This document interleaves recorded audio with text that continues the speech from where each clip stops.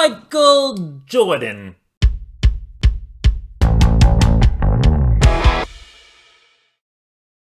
Space Jam: A New Legacy is directed by Malcom D of the classic Undercover Brother fame. It has a runtime of 1 hour, 55 minutes, and is rated PG. It dropped both in theaters and on HBO Max, so you had the option of watching it at home as well. And Space Jam, the original film, when it came out, was iconic, especially for my generation. I think I was like 6 or 7 at the time when it came out. Michael Jordan was at the height of his career. They even mentioned Space Jam a little bit in the great documentary The Last Dance on Netflix, all about Jordan and the Bulls. But Space Jam was really special, and a lot of that had to do with the marketing. Space Jam marketing was everywhere. It evolved out of this commercial called Hair Jordan, and that premise took off, and that director of that commercial directed the original Space Jam.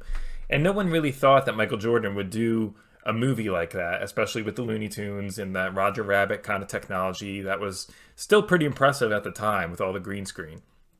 If you look at the behind-the-scenes photos of Space Jam, it's kind of weird just seeing Jordan. Literally everything else is green screen. The gymnasium, the Looney Tunes, everything.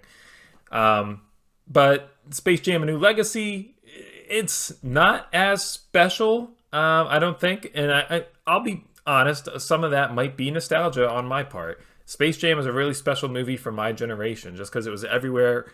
It was fun. It was the coolest thing ever. I have rewatched the original recently, and it does not hold up in a lot of ways. It's not a good movie, but I do still find it special and hold a special place in my heart. Space Jam is just a fun movie. However, this new one, Space Jam: A New Legacy, starring LeBron James and Don Cheadle, and again, the Looney Tunes, it's a mixed bag. And I think it ultimately falls about equally with the original, to be honest, if not a little bit better. So let's get into the plot a little bit. Tell us the plot. Is this movie good or not? I'm gonna tell you the plot. A rogue artificial intelligence named Algorithm. I'm not making that up. Algorithm is an algorithm that kidnaps the son of famed basketball player LeBron James, who then has to work with Bugs Bunny and the Looney Tunes to win yet another basketball game. Now, the positives of this movie. The Looney Tunes are back, and they haven't been on the screens in a very long time. Looney Tunes today are not nearly as relevant or really celebrated as they used to be. They're not. They don't have the acclaim of like Disney IP, but Looney Tunes. The nice thing is that they always got away with some more crude humor than Disney could, or Disney would have never pushed the envelope like Looney Tunes would. And it's fun. There's a mix of adult humor in this, a lot of movie references that kids are just not going to understand. The highlight of this movie for me is there is a montage of placing the Looney Tunes in different Warner Brothers movie scenes throughout, their history. You have Wile E. Coyote and Roadrunner in Mad Max Fury Road. You have Elmer Fudd in Austin Powers, and like just examples of that. And some of those are really, really genius, and it is pretty clever and fun to watch. And while I'm watching the movie, I'm like, this is so dumb, but man, I'm laughing and having a good time anyway. It got to me. There's a good runtime devoted to the actual basketball game in this one. I would say about half the movie is the game. The runtime in the original movie is considerably shorter. The original is 30 minutes shorter than this one. However, the basketball game goes by really quick in the original film. And in the original, it has a lot of just funny moments, kind of not really linked. But the basketball game essentially consists of these little skits. Like you had Yosemite Sam and Elmer Fudd doing a Pulp Fiction reference, which no kid understood at the time. And then it just oddly quickly cuts to Michael Jordan with the basketball. And you never really got a sense of the game and who was up and, different plays.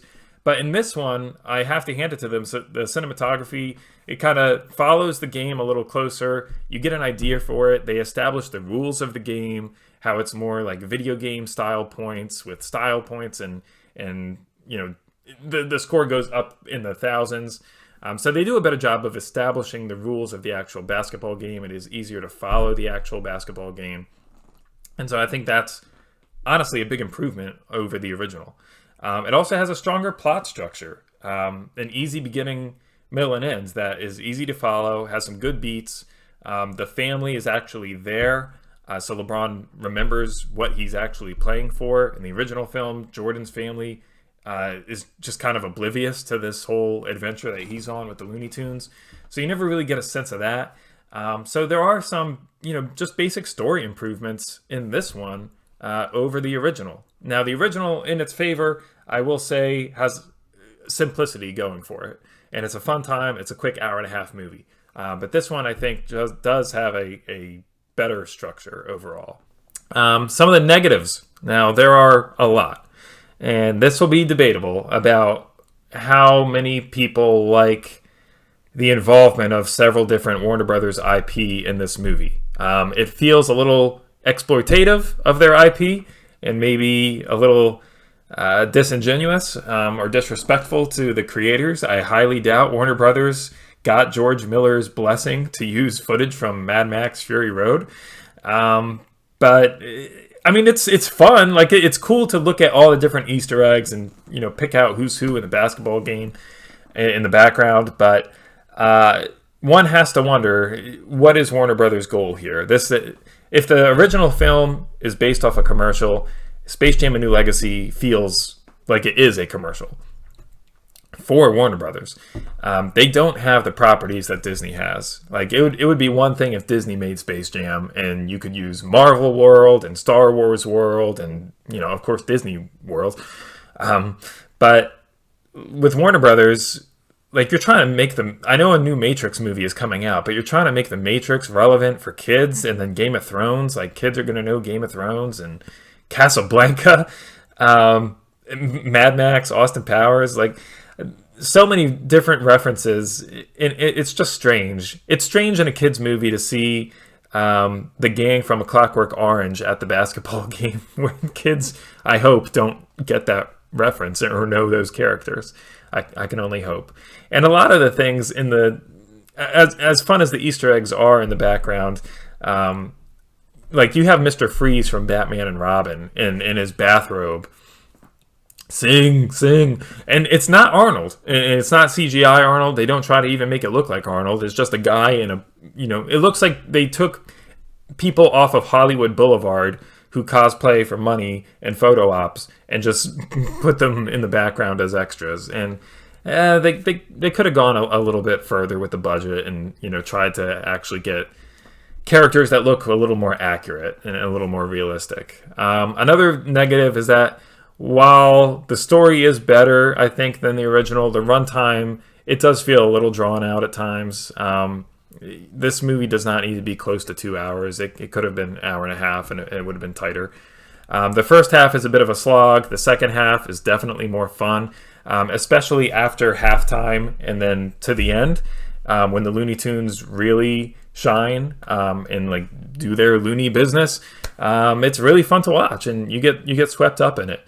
Porky Pig raps and Notorious P.I.G. It got a laugh out of me. The CGI Looney Tunes don't look that great. It's kind of weird, but thankfully a lot of the movie is that classic 2D animation. It looks pretty good. It does look a little bit lower budget than the animation, the 2D animation in the original film. I'm not sure what the budget looks like there, but when the Looney Tunes do become CGI, it is unsettling at first, but it kind of makes sense in the overall story, and you learn to live with it, and it's okay.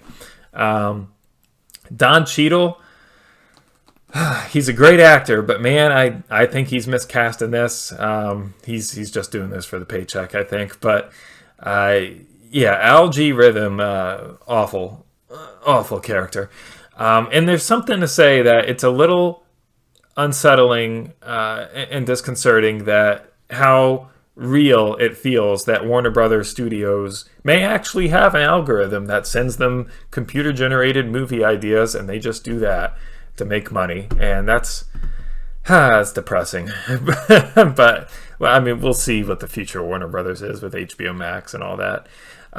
Jeff Bergman, the voice of Bugs Bunny, he is good, but I don't think he's as captivating or as classic sounding as Billy West was in the original Space Jam.